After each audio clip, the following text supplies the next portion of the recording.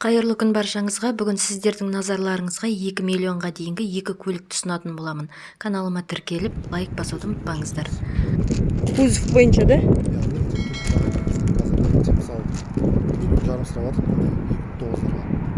Ага. 2 миллион сұрап отырған дейсіз? 1,5 миллион. Полтора. Колесада қарасаңыз.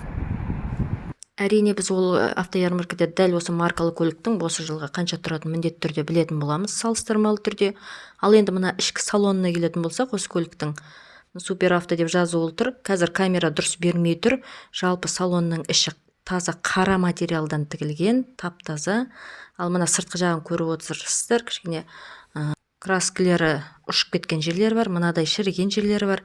Және өздеріңіз де байқап отырған боларсыздар, дөңгелектер қысқы дөңгелекпен тұр. Көлік Қазақстанда тіркелген, бұл көліктер.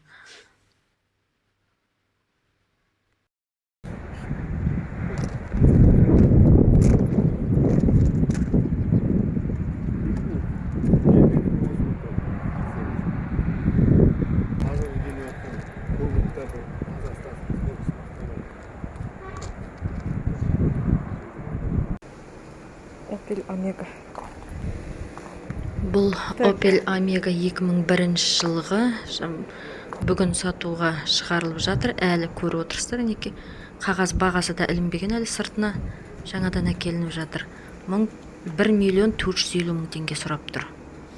Иесі жоқ, есігі жабық тұр, іші таза, күтіп ұсталынған. Қазір толық алдынан түсіре алмадым, себебі мынадай кедергі болып тұр алдында. Сондықтан жан жағынан түсіруге тура келді. Назар аударғандарыңызға рахмет, сау саламатта болайық.